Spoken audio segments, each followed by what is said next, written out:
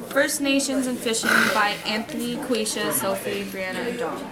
Starting out in 1880 to 1970, commercial fishing, logging, and mining were major industries for BC's economy.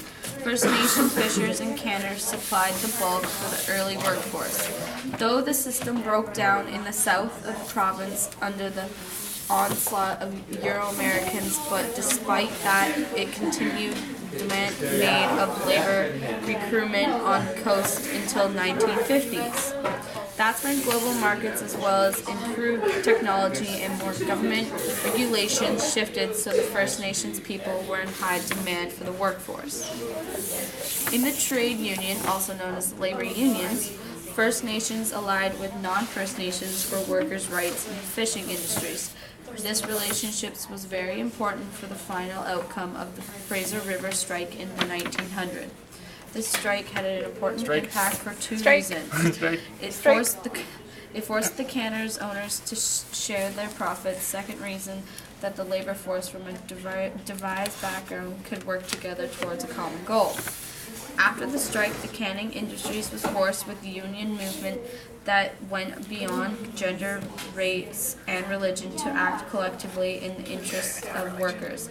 The years 1890 to 1910 was important to the fishing industries, which was unions were built.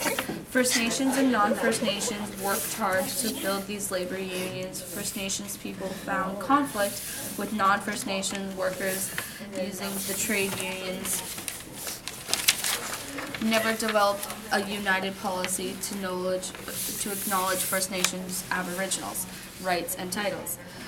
A Native Brotherhood of British Columbia was formed, which guaranteed the work for the recognition Aboriginal rights and the unity hunting, fishing, trapping, and off-road logging activities.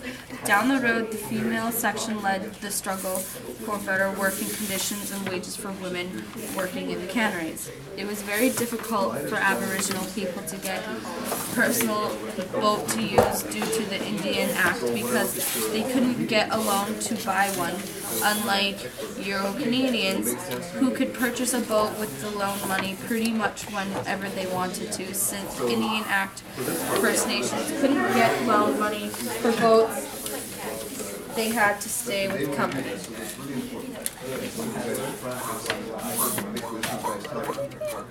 We're dead.